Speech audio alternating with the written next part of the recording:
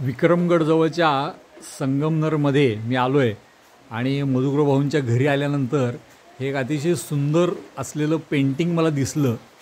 तर मधुकर भाऊंना मी थोडं विचारतो की मधुकर भाऊ ही चित्रकलेचा हा कुठला प्रकार आहे, काय आहे हे पेंटिंग?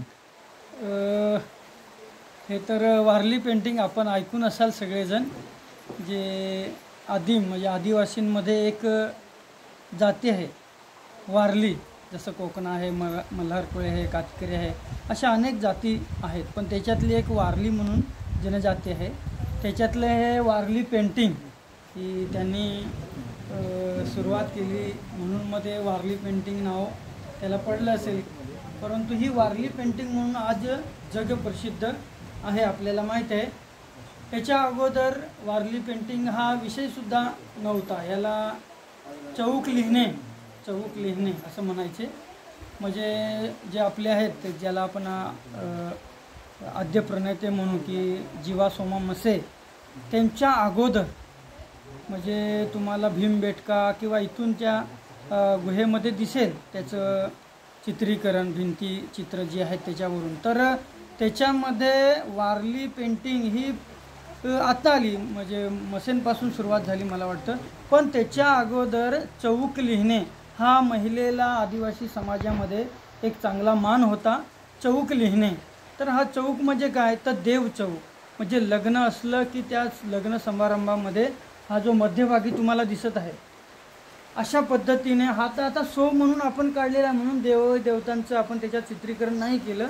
पण अशा प्रकारे तो चौक लिहिला जायचा. महिला लिहितात हा चौक. आज पण जेव्हा आम्ही लग्नांमध्ये चौक काढायला जातो तेव्हा पहिल्या ज्या 5 रेषा आहेत त्या तिथली जी स्थानिक सवासीन असते किंवा धवलेरी असते तर ती आपल्याला ओढून देते आणि मग सांगते काय, हां बाबू तुला काय काढायचे ते काढ आता. म्हणजे आज पण चौक लिहिणे हे महिलेलाच मान आहे. म्हणजे त्या महिलेने टिकवलं. त्याच्यानंतर आपले गंभीरगडाचे राजे होते चुंबले सुंबाटे म्हणून, सुंबाटी राजा. तर अशी ही पुढे चालत आली प्रथा, टिकवलं. म्हणजे ह्यांनी ही कला, एवढी सुंदर कला ही टिकवली वारल्यांची आणि आज ती जीवा सोमा मसेनी जगा पलीकडे म्हणजे नेली, म्हणजे जगप्रसिद्ध केली. म्हणून मग तिथून पुढे ती वारली पेंटिंग ह्या नावारूपास ती आली, पेंटिंग झाली ती. पण त्याच्या अगोदर चौक लिहिणे असंच होतं. म्हणजे ती देवाच्या याच्याने आपण ती मानतो. पण आज त्याचं आर्थिक याच्यात रूपांतर झालं आणि पेंटिंग झाली. म्हणजे पेंटिंग हा स्वतंत्र भाग आहे आणि चौक लिहिणे हा स्वतंत्र भाग आहे. हे आत्ताच्या पेंटरला कळत नाही. हे थोडंसं फरक समजून सांगावं लागेल आता जे कलाकार आहेत त्यांना. तर ही आता पेंटिंग आहे, आता जे आपण बघत आहोत ते ही पेंटिंग आहे. आणि या पेंटिंगमध्ये आपण वेगवेगळ्या ज्या स्टोरी आहेत त्या आपण रेखाटलेल्या आहेत. आता तुम्ही जेव्हा बघताल तेव्हा वाटेल की हां वारली पेंटिंग आहे. पण मग त्याच्यामध्ये काय आहे तर मी तुम्हाला दाखवेल की समोर एक आहे शांतीचं जे प्रतीक आहे ते आहे मोर. मोर हे आपलं शांतीचं प्रतीक आहे आणि मोराला इथे खूप मान आहे. कारण की आमच्या हिरव्या देवाला म्हणजे कुलदेवत आहे हिरवा देव आदिवासींचा, तर त्याच्यामध्ये मोर पिसे लागतात. म्हणून मोर टिकला पाहिजे. तर त्याची पण एक चांगली देवाच्या घरात त्याची हे प्रतिमा आहे, म्हणजे मोर आहे. त्याच्यानंतर इथे एक तुम्हाला एक स्टोरी दिसेल की एक 5-6 जणी, एक लेडीज आहे, ती गरोदर आहे आणि तिचं बाळंतपण करत आहे. आणि ही स्टोरी आहे ती आहे घारीमा, अशी जे अंधेर गुरुजी आहेत तलासरीचे त्यांच्या पुस्तकातली ही स्टोरी आहे घारीमा म्हणून. तर घारीमा याचा अर्थ आहे घारी, घार जी आहे पक्षी, थोडक्यात पक्षी एका बाळाला वाढवतो म्हणजे जगवतो, अशी ती स्टोरी आहे त्याच्यामध्ये. की तिचं बाळंतपण होतं, नंतर त्या बाकीच्या असतात त्या रागाने त्या तिच्या मुलाला करवंदीच्या झाडावर फेकून देतात. मग ते बघते सगळी घार, मग ती घार त्या बाळाला घेऊन जाते आणि उंच एका ताडावरती त्या झोळी बांधून आणि ती अशी म्हणजे निसर्गाशी संबंध, पक्ष्यांशी संबंध असा सगळा इथे जोडलेला आहे. त्याच्यानंतर ह्या बाजूनी तुम्हाला दिसेल की उंच एक सुळका आहे, डोंगर सारखा आहे. तर हा आहे आपला महालक्ष्मीची स्टोरी आहे. आपल्या सगळ्यांना माहीत आहे महालक्ष्मीची स्टोरी, की जी हिडिंबा राक्षसीन आहे इथे दाखवलेलं आहे. तर तिला माहीत होतं की महालक्ष्मी जी आहे ती ह्या विवळवेढा गावामध्ये आलेली आहे आणि तिला जर इथून पळवायचं असेल तर ही नदी आहे, ह्या नदीचं पाणी काय करावं लागेल, ह्या विवळवेढा गावाकडे वळावं लागेल. तर हे काम कोण करेल, तर या अरण्यामध्ये भीम राहायचा आणि मग ते राहायचा. तर ह्या हिडिंबा राक्षसीला माहीत होतं. मग ती एक सुंदर स्त्रीचं रूप धारण करून त्या भीमाकडे गेली आणि त्याला सांगितलं. तो पण तिच्यावरती भाळला, म्हणजे खुश झाला की मला तुझ्याशी लग्न करायचे आहे म्हणून. तर तिने अट घातली हिडिंबा राक्षसीने की जर एका रात्रीमध्ये ह्या नदीवरती तू बांध भरलास, म्हणजे बांध घातलास, तर मी तुझ्याशी लग्न करेन. म्हणजे तिचा उद्देश होता की इथे बांध जर भरला तर हे पाणी सगळं आहे ते विवळवेढा गावाकडे जाईल आणि गाव बुडेल आणि महालक्ष्मी तिथून पळून जाईल, असा तिचा हे होता. परंतु हे सगळं कट कारस्थान हिडिंबेचं महालक्ष्मी देवीला समजलं.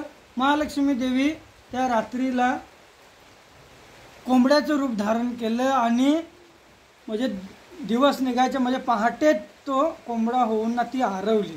आता भीमाला वाटलं की उजाडलं म्हणून त्यांनी ते काम सोडून दिलं.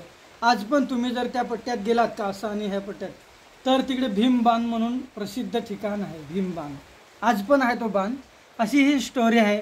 त्याच्यानंतर दुसरी इथे आपल्याला स्टोरी दिसेल की निसर्गाशी संबंध, पशुपक्ष्यांशी संबंध.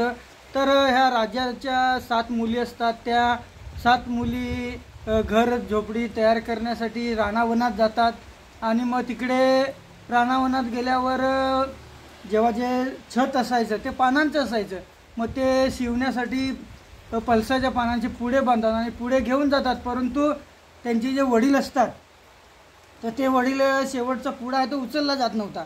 मग ते आव्हान करतात की जंगलात असा कोणी आहे का जो मला हा पानाचा पुडा उचलून देईल. तर आव्हान केल्यावर त्या जंगलातून खेकडा येतो, खेकडा आणि खेकडा तो पानाचा पुडा उचलून देतो आणि नंतर म्हणजे तो आव्हान असं करतो की जो कोणी हा पानाचा पुडा उचलून देईल त्याच्यासोबत मी माझ्या एक मुलगीशी लग्न करेन असेल. मग शेवटी खेकड्याशी ते लग्न लावलं जातं. म्हणजे एक वेगळी इथे धारणा मनाची की त्यांना पण तेवढाच अधिकार आहे जगण्याचा, असं इथे दाखवलं जातं. निसर्गाशी संबंध इथे आपल्याला लगेच लक्षात येतो. परंतु त्यानंतर स्टोरीमध्ये असं येतं की तो खेकडा नसून तो देवदूत असतो. तर अशी ती स्टोरी आहे. हे अंधेर गुरुजींच्या पुस्तकामध्ये आपल्याला बघायला मिळणार आहे. अशा ह्या स्टोरी आहेत. त्याच्यानंतर लग्नविधी जो आहे तो इथे आपण हे केलेला आहे की पारंपरिक पद्धतीने कशा पद्धतीने आंघोळ्या असतात, त्याच्यात उंबर आणण्याचा एक कार्यक्रम असतो, भात काढणीचा कार्यक्रम असतो, दळण्याचा कार्यक्रम असतो. तसा हा लग्नविधीचा एक इथे कार्यक्रम आपण दाखवलेला आहे. पलीकडे जे तुम्ही बघाल की वाडा तालुक्यामध्ये एक गाव आहे तिळशेश्वर, की तिकडे एक अशी स्टोरी झालेली की जो मासे मारणारा होता त्याने मासे पकडून आणले. त्याच्यातला एक मासा तो कापला, मोठा मासा, आणि तो शिजवला, परंतु तो शिजला नाही. मग तो परत त्यांनी शिजला नाही म्हणून परत पाण्यात नेऊन तो सोडला. तर तो परत जॉईंट झाला, सगळे तुकडे तुकडे जॉईंट आले आणि तो जिवंत झाला. आज पण लोक मानतात की तो खांड्या मासा आज पण त्या तिळशाला निघतो.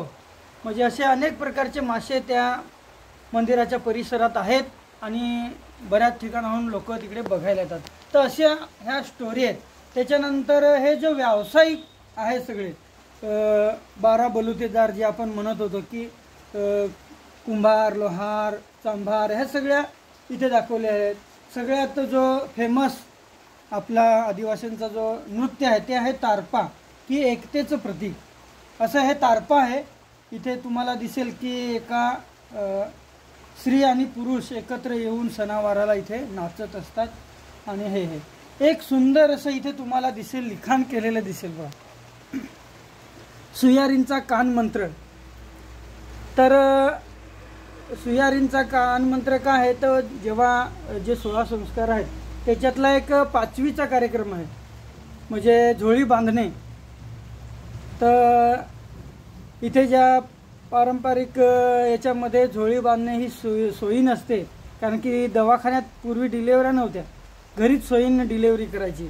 मग ती 5व्या दिवशी त्या बाळाची झोळी बांधली जायची.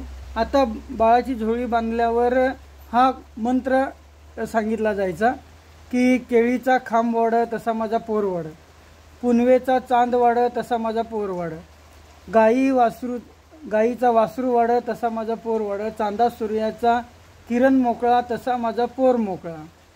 त्याच्यानंतर आहे गाज विज त्याला भिजो नको, वारा पाण्याला भिजो नको, ना भिशील तर सिधाचे बुडाशी जाण दबजो, आस हाक देल तर धावगेन पळजो, ना बास हाक देल तर धावगेन इजो, सरकार दरबारची पायरी चढजो नको, ना सरकार दरबारची पायरी चढलास तर पिपल नसा खलालजो, हाटा बाजारा जायजो अख्खा बाजार करजो, ना 2 दिडक्या बोचाल बांधून आणजो, डाल्या गोड आणजो पाट्यावर वाटून खायजो, मला म्हातारा व्हायजो. म्हणजे एवढा सुंदर अर्थ की तुम्ही याच्या पुढे जीवन कसं जगायचे ते ह्याच्यामधून सांगितलेलं आहे. तर काठ्या पाटलाचा मान राखजो, म्हणजे तुला कोर्ट कचेऱ्यात जायचीच गरज नाही. काठ्या पाटलाचा मान राखला, गावात त्याचं ऐकलं तर कोर्टात जायची गरज काय. कोर्टात दरबारची पायरी चढजो नको असं इथं त्या सुयारींनी सांगितलेलं. ती का शिकलेली वगैरे नाही, पण त्यांना ज्ञान होतं तेवढं. आणि गेलास कोर्टात गेलास तर पिपल असा खलालजो, पिंपळाचं झाड वारा आल्यावर किती आवाज देतं, तेवढा हुशार हो की कोर्टात पण तुझं कोणी ऐकता कामा नाही, एवढा हुशार हो. त्याच्यानंतर इथे सांगितलेलं आहे की हाटा बाजारात जायचो, म्हणजे आठवडी बाजारात जा, तुला पाहिजे ते घे, पण 2 दिडक्या बोचाला बांधून आणजो, म्हणजे आर्थिक बचत. बरोबर की नाही, ही आर्थिक बचत इथे सांगितलेली आहे, ते आपल्या लक्षात येईल. इथे गाज विज त्याला भिजू नव्हतं, किती मोठी संकट येऊ, म्हणजे ढगफुटी हो किंवा अन्य कोणतीही संकट येऊ, त्याला घाबरायचं नाही. आणि घाबरलाच तर सिधाचे बुडाशी जाण दबजो. शीत म्हणजे काय, शीत सोनं आपण वाटतो ते. आपट्याचं झाड म्हणजे झाडाशी संबंध, निसर्गाशी संबंध, झाडं टिकली पाहिजेत, तर तो एक इथे संबंध दिलेला आहे. हाटा बाजारात जायचो आणि आखा बाजार करून यायचो, डाळ्या गोड आणजो. इथे दिले की डाळ्या गोड तेव्हाचा सगळ्यात श्रेष्ठ खाऊ म्हणजे डाळ्या आणि गूळ तो आणायचा, त्या गुळाचे बारीक बारीक तुकडे करायचे आणि ते सगळ्यांना वाटून खायचे. हे सगळं करत असताना, वाटून खात असताना मला म्हातारा व्हायचं. याचा अर्थ असा होतो की कितीही संकट येवोत, कितीही अडीअडचणी येवोत, पण मरेपर्यंत एकत्र राहून संसार साधायचा आणि मला म्हातारा होईपर्यंत हे सगळं करायचं आहे, असा हा सुंदर असा सुयारींचा कानमंत्र इथे दिलेला आहे. परंतु आता जसा आपला छत्रपती शिवाजी महाराजांचा इतिहास 4थीला की जो तरुण वयात शिकवला पाहिजे होता, तसाच हा मंत्राचा थोडक्यात अर्थ आहे की जो मोठेपणी सांगितला पाहिजे की असं तुला जगायचं आहे भविष्यात, पण तो 5व्या दिवशी. तर हे कितपत योग्य आहे, परंतु आत्ता बऱ्यापैकी आपण हा लिखाणात आणला आणि तो समाजापुढे मांडत आहोत.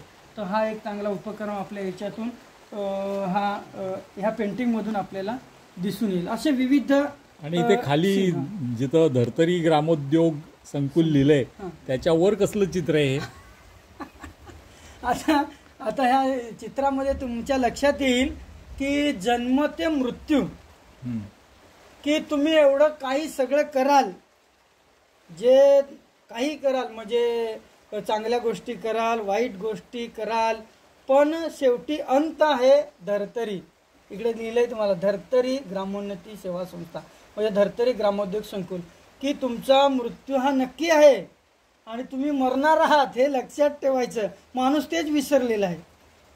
आणि म्हणजे जे आपलं यांचं वाक्य आहे ना, दोहा आहे, दोहा की बड़ा हुआ तो क्या हुआ जैसे पेड़ खजूर, पंछी को छाया नहीं फल लागे अति दूर. त्याच्यातलंच त्यांचा एक दुसरा दोहा आहे की काय त्याचं हे आहे की राजा हो या रंग का फकीर तो एक दिन सबको जाना है.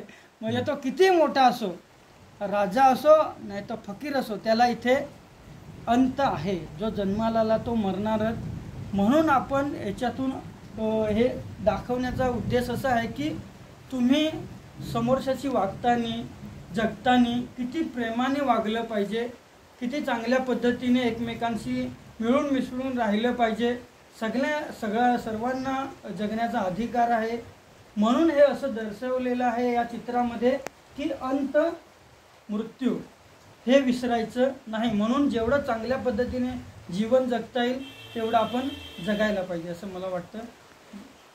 मधुकर भाऊनी ह्या एका वारली चित्रामधून आपल्या संपूर्ण जीवनाचं तत्त्वज्ञान हे आपल्यासमोर उभं केलेलं आहे.